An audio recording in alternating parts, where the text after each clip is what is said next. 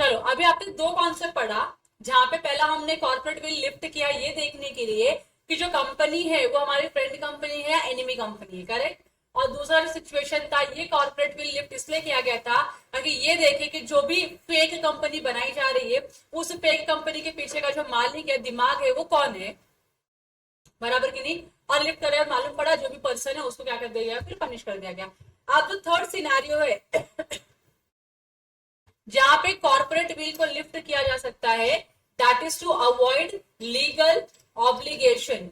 Legal obligation मतलब law ने बोला कि आपको ये रिस्पॉन्सिबिलिटी या ये ऑब्लिगेशन फुलफिल करना है, आप उसको फुलफिल नहीं करना चाहते हो या प्रॉपरली फुलफिल नहीं करना चाहते हो, इसके लिए आपने क्या किया, कुछ तो ऐसा ट्रांजैक्शन किया, कुछ तो ऐसे सिचुएशंस क्रिएट किया, कंपनी बनाई जिससे ये समझ में आता कि आपने ये काम किया ताकि आप ये काम नहीं कर सको, इसके लिए आपका कॉर्पोरेट विल लिफ्ट किया जाएगा।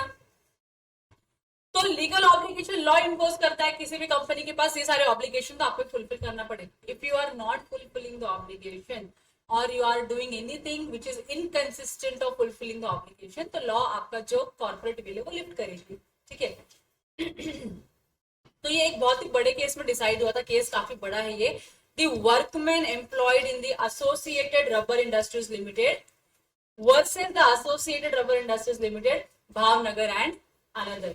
तो ये काफी, नाम ही केस का इतना बड़ा है कि केस भी अपने आप में ही बड़ा केस है। इस केस में हुआ क्या है, तो एक ऑर्गेनाइजेशन है जिसका नाम क्या है, एसोसिएटेड रबर इंडस्ट्रीज लिमिटेड, जो कहाँ की है, भावनगर। भावनगर कहाँ आता है, गुजरात में आता है, ठीक है।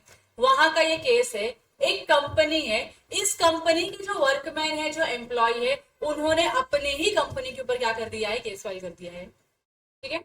समझ में आया। वर्कमैन मतलब ग्रुप ऑफ और एम्प्लॉयज जो अपने हक के लिए लड़ रहे हैं। ट्रेड यूनियन जिसका, जैसे आप जानते हो कि बहुत सारे मूवी में आपने ट्रेड यूनियन देखा होगा, एम्प्लॉयज जो गरीब लोग होते हैं उनका एक यूनियन होता है, उनका एक लीडर होता है, सबके भी में क्या करता है, कंपनी के अगेंस्ट में केस फाइल करता है। तो वैसा ही वर्कमैन है यहाँ पे। तो यहाँ पे जितने भी एम्प्लॉयज थे, जो इस कंपनी में एम्प्लॉयड थे, उन्होंने अपने ही कंपनी के अगेंस्ट में केस कर दिया।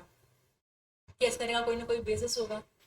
अब जब एम्प्लॉयज आ गए तो इसका मतलब है आपने एम्प्लॉयज के किसी ना किसी ऑब्लिगेशन को फुलफिल नहीं किया है या प्रॉपरली फुलफिल नहीं किया है, ठीक है। तो वो केस क्या है, तो ये केस यहाँ से पढ़ेंगे हम लोग और फिर हम समझेंगे, धीरे धीरे चार्ट बनाते बनाते समझेंगे इसको, ठीक है। देखो इस केस में हुआ क्या है, तो अज्यूम करना है आपको, एक ए लिमिटेड कंपनी है, ठीक है।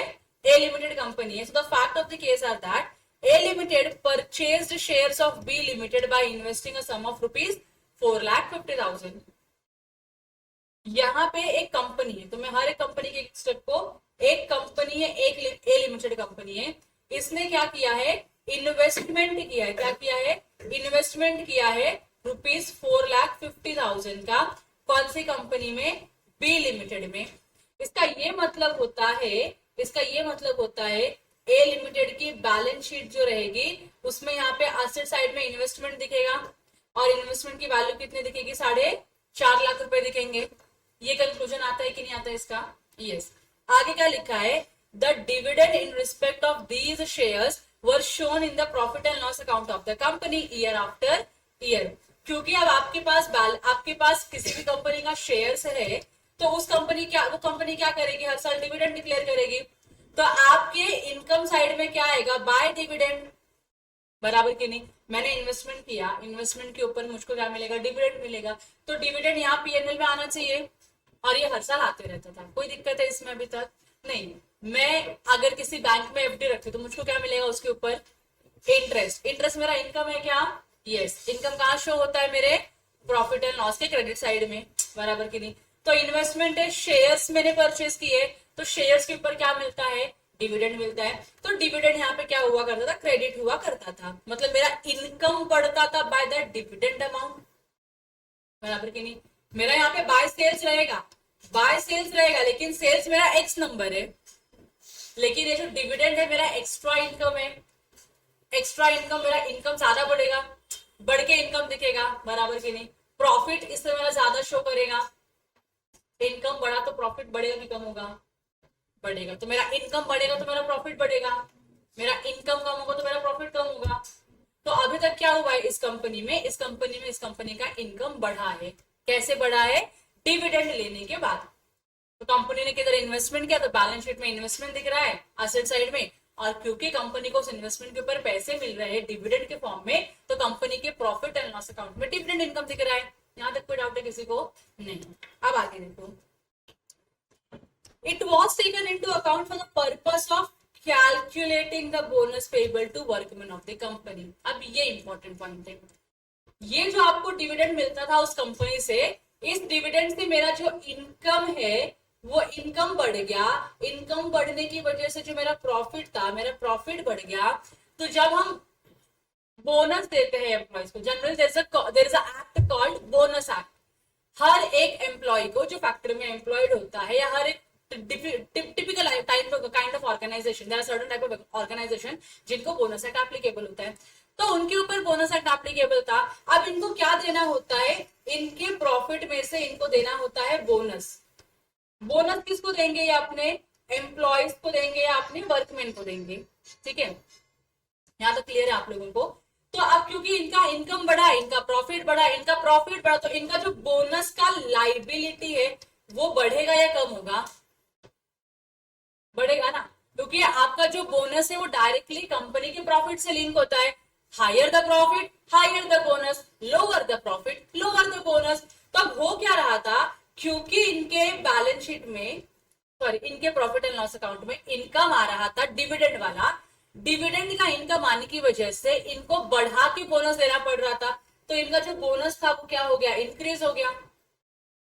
प्रॉफिट बढ़ गया ना मेरा, इसके लिए मेरा बोनस भी क्या हो गया, इंक्रीज हो गया। ठीक है, अब हुआ क्या, कंपनी जो है ना, ये जो रबरमैन कंपनी है, नहीं रबरमैन नहीं, एसोसिएटेड रबर इंडस्ट्रीज कंपनी है जो ये जो कंपनी है, ये कंपनी अपने एम्प्लॉयज को बोनस कम देना चाहती है। देखो बोनस देना चाहती है, लेकिन जितने के हकदार है उतना नहीं देना चाहती है, उससे कम देना चाहती है। और हर कंपनी का षड्यंत्र होता है ये कि क्या करे कि अपने एम्प्लॉयज को हम कम बेनिफिट प्रोवाइड करें। तो इन्होंने भी क्या किया, कुछ तो पैतरे अपनाए जिसकी वजह से इन्होंने बोनस का अमाउंट रिड्यूस कर दिया। अब वो पैतरा क्या था वो बताती हूँ, पहले यहां तक का सिनेरियो क्लियर है आप लोगों को? Sometime in 1968, the company transferred the shares of B Limited to C Limited, a subsidiary wholly owned by it. अब ये जो तुम्हारी मास्टर कंपनी थी, होल्डिंग कंपनी, जिसने बी लिमिटेड में क्या किया था, शेयर्स बनाया, शेयर्स परचेस किया था। अब ये जो ए लिमिटेड है ना, ए लिमिटेड ने क्या किया, जादू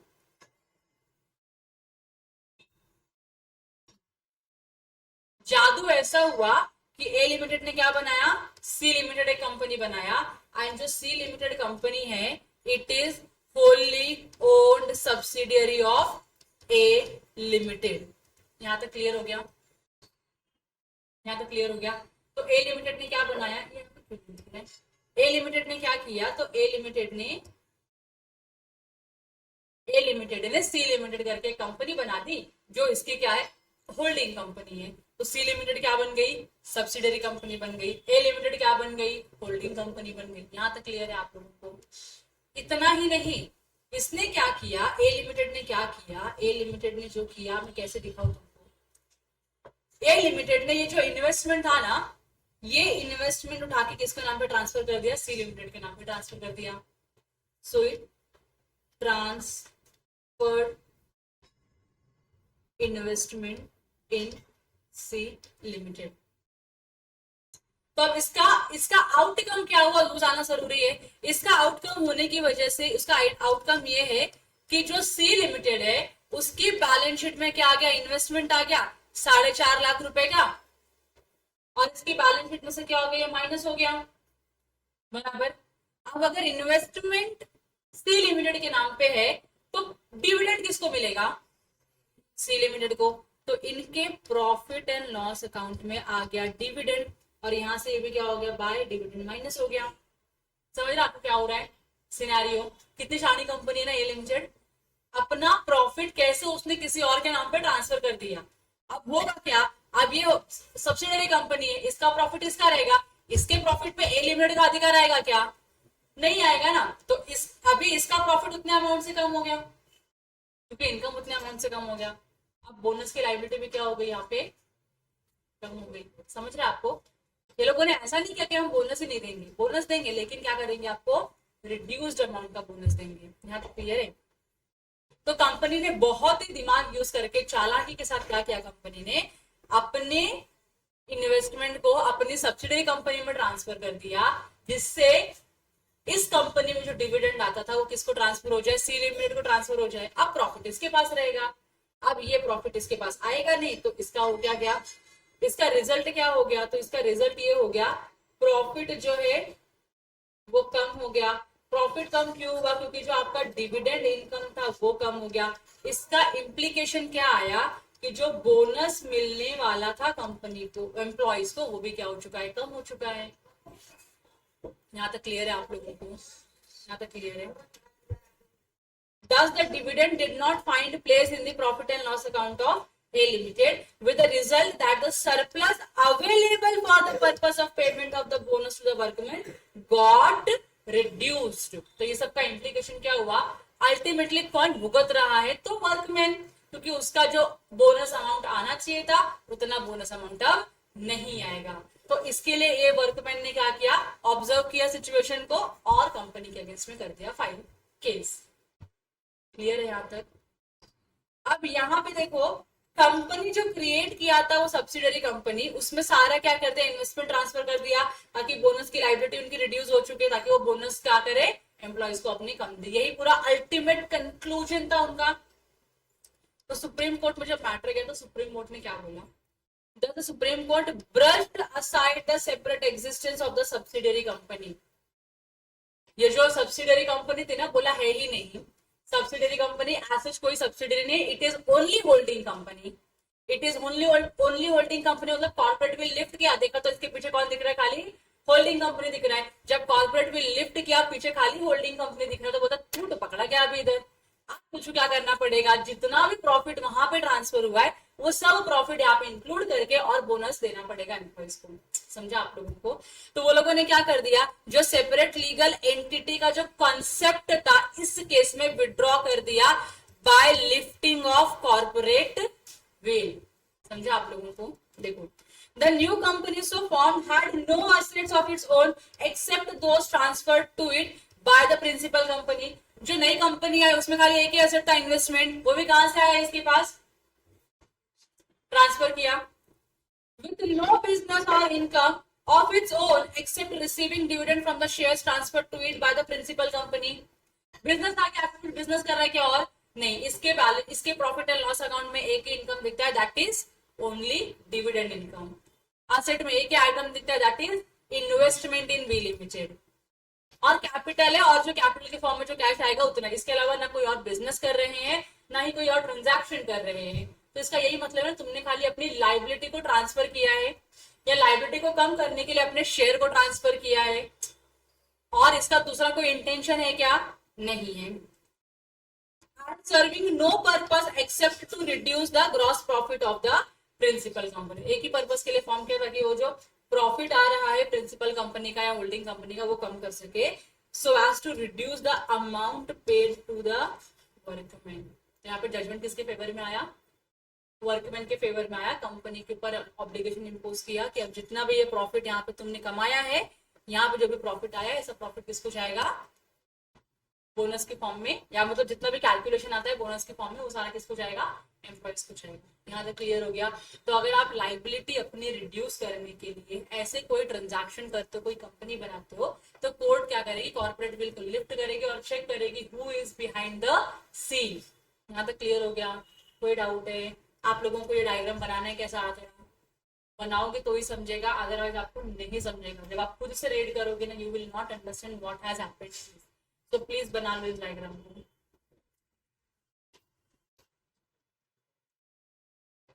पहले इतना बना लो, ऐसे ऊपर ही बना लो, फिर मैं तुमको बताऊंगी बाकी का कहाँ बनाना है। पहले इतना कर लो।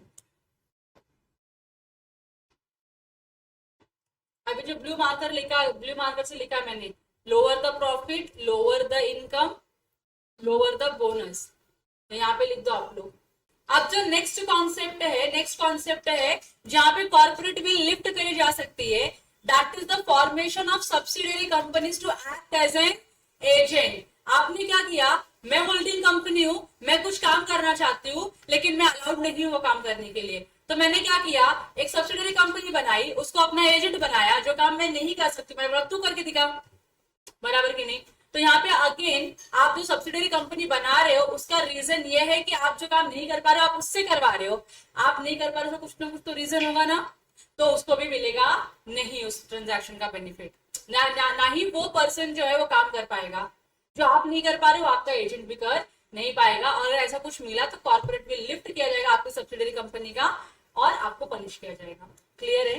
बस छोटू सा है। इसमें केस हुआ था merchandise transport limited versus British transport commission का केस था। अब हुआ क्या यहाँ पे, ये जो ट्रांसपोर्ट कंपनी है इसको क्या लेना, कुछ व्हीकल चाहिए थे, कुछ क्या चाहिए थे इसको, व्हीकल चाहिए था, व्हीकल का रजिस्ट्रेशन चाहिए था जो इसको नहीं मिल रहा था, तो उसने सब्सिडरी कंपनी बनाई और इस व्हीकल का लाइसेंस जो भी इसको चाहिए था वो उसके लिए क्या किया, इस सब्सिडरी कंपनी के थ्रू उसने अप्लाई किया। ठीक है, अब जब बाद में इनको मालूम पड़ा कि जो सब्सिडरी कंपनी है ये एसेट में कोई दूसरी कंपनी है ही नहीं, इसका पूरा मालिक शालिक कौन है, ये होल्डिंग कंपनी है, इसके लिए ब्रिटिश ट्रांसपोर्ट कमीशन ने क्या किया, इसके एप्लीकेशन को रिजेक्ट किया और बोला parent company is equal to subsidiary company, hence the licence stands rejected. आपको लाइसेंस नहीं दिया तो आपकी सब्सिडरी को भी हम लाइसेंस नहीं देंगे, ऐसा जजमेंट आया था यहाँ पे। पढ़ लेते हुए तो सुप्रिया बोलेगी मैम भगा रहे हो खाली। देखो, A company may sometime be regarded as an agent or trustee of its member. कभी कभी हम मान लेते हैं कि कंपनी क्या है, ट्रस्टी है या एजेंट है अपने मेंबर के लिए या अपने प्रिंसिपल कंपनी के लिए, and may therefore deemed to have lost its individuality.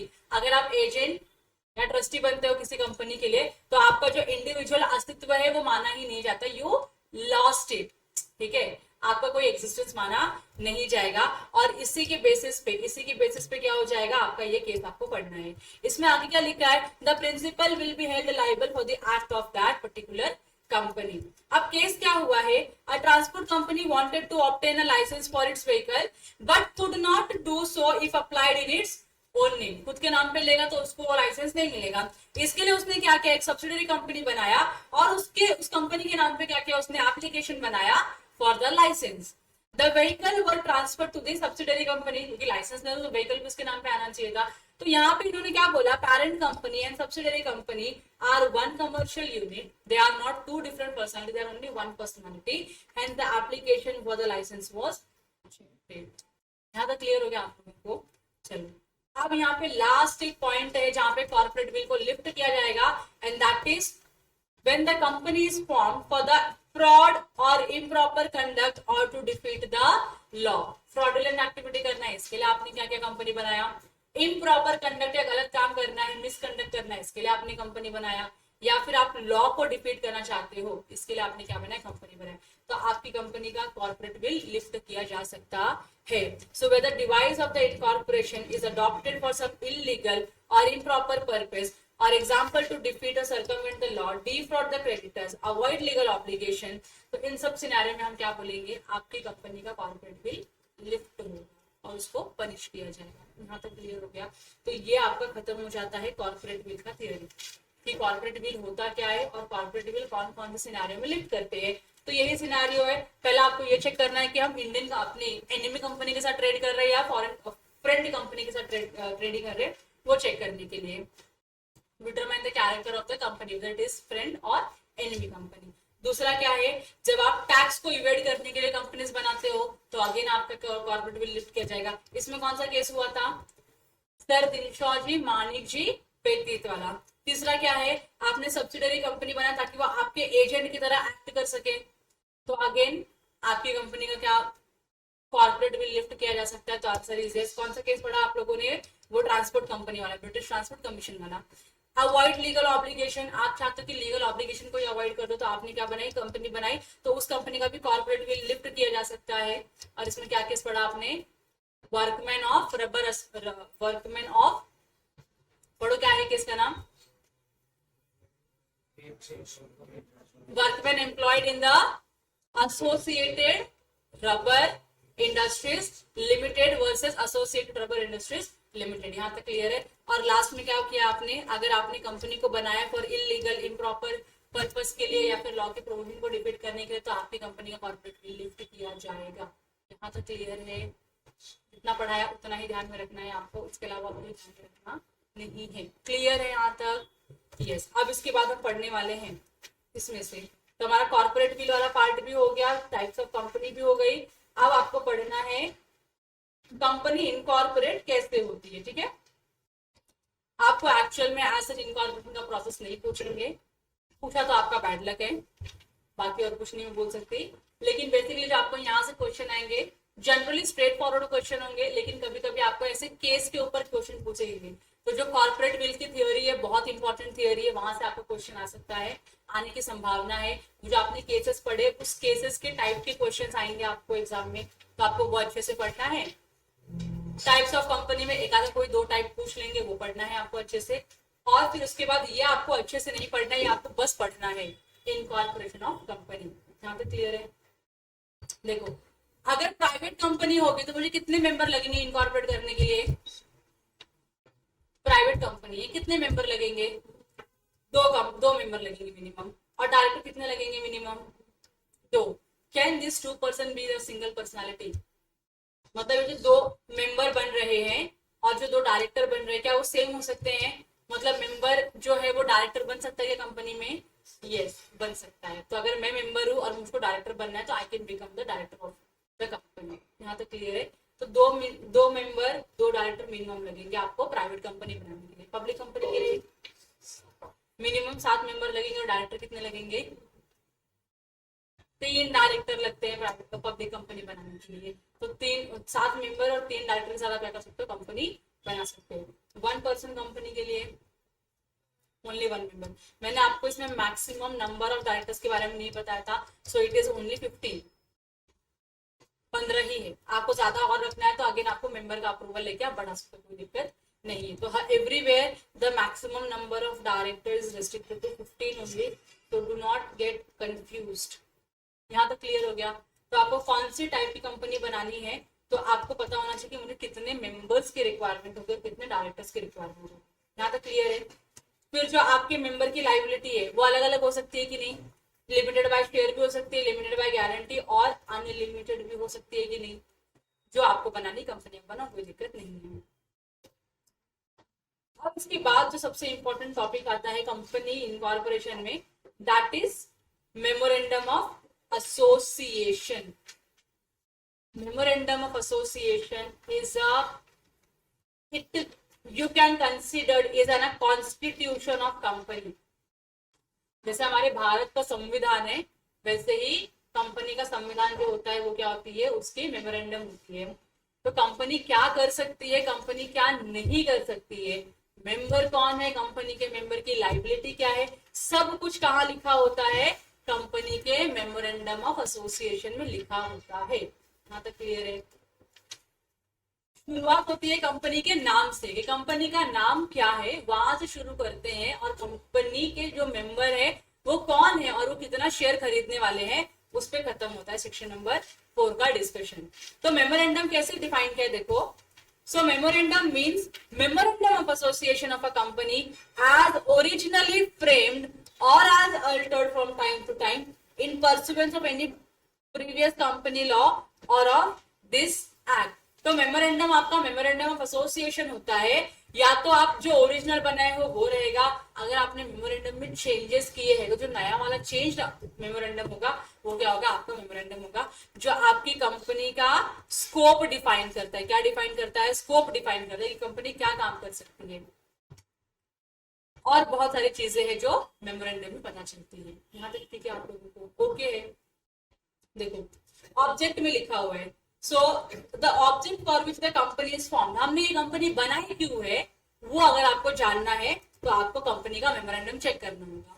दूसरा, कंपनी को information provides information to the share holders and the creditors. अब कंपनी का ऑब्जेक्ट क्या है वो क्रेडिटर्स को भी पता होना चाहिए कि भाई बताओ तुम्हारी कंपनी का ऑब्जेक्ट क्या है, तुम्हारी कंपनी का नाम क्या है, तुम्हारी कंपनी का ऑफिस क्या है, तुम्हारे मेंबर की लाइबिलिटी क्या है, और तुम्हारे मेंबर के शेयर कितने हैं, वो सब कहाँ लिखा होता है? इसमें। तो बहुत सारी इंफॉर्मेशन आपको मिलती है, not only members but also the outsiders. ठीक है? पावर ऑफ कंपनी, कंपनी के पावर्स क्या क्या है वो भी कहाँ डिफाइन किए गए हैं? मेमोरेंडम में। और ये क्या है? एक पब्लिक डॉक्यूमेंट है, मतलब it can be accessible to any person. तो मुझे अगर रिलायंस का मेमोरेंडम चेक करने का है तो क्या मैं चेक कर सकती हूँ? यस, मुझे क्या करना पड़ेगा, खाली 100 रुपया पे करना होगा आरओसी को, और मैं उनका मेमोरेंडम डाउनलोड करके चेक कर सकती हूँ कि उनके मेमोरेंडम में क्या है, कंपनी का पावर क्या है, कंपनी का स्कोप क्या है, कंपनी के मेंबर कौन है, किन्होंने कितने शेयर्स लेके रखे हुए, कंपनी का ऑब्जेक्ट क्या है, कंपनी का ऑफिस कहाँ है, कंपनी का नाम क्या है, सब कुछ मुझे कहाँ से मिलेगा, एमओए से मिलेगा। यहाँ तक ठीक है। अब जनरली ये 6 क्लॉज होते हैं, जितने भी मैंने आपको बताया मेमोरेंडम में क्या क्या मिलेगा, तो वो सारे 6 क्लॉजेस में डिफाइन किए गए। टेबल एफ करके एक टेबल होता है, table F, table F, table F में कंटेंट लिखा होता है कि आपके मेमोरेंडम में क्या हो सकता है। तो टेबल एफ एक स्टैंडर्ड मेमोरेंडम का क्या है, एक ड्राफ्ट फॉर्मेट है जो हर कंपनी अडॉप्ट कर सकती है। तो सबसे पहले जो क्लॉज होता है वो नेम क्लॉज होता है कि कंपनी का नाम से शुरुआत करते हैं। तो कंपनी का जो नाम होगा वो लिखा रहेगा, उसके बाद कंपनी का ऑफिस कौन से स्टेट में है वो लिखा रहता है कि इस स्टेट में इसका ऑफिस है। तीसरा, कंपनी का जो ऑब्जेक्ट है वो क्या है, वो ऑब्जेक्ट क्लॉज में लिखा होता है। कंपनी के जो मेंबर है उनकी लाइबिलिटी क्या है, लिमिटेड बाय शेयर्स है या लिमिटेड बाय गारंटी है या अनलिमिटेड लाइबिलिटी है, वो यहां से लिखा पता चलता है। कैपिटल क्लॉज कि कौन कितना कैपिटल लेकर आएगा, तो मेंबर जो है, मेंबर ए, मेंबर बी कितने पैसे लेकर आएंगे, कौन कितना पैसा लगाएगा, इंपॉर्टेंट है कि नहीं, मैं कितना पैसा लाऊंगी, राम सर कितना पैसा लाएंगे, विजय सर कितना पैसा लाएंगे, वो पता करना जरूरी है। तो वो कहां से मिलता है, कैपिटल क्लॉज में से मिलता है।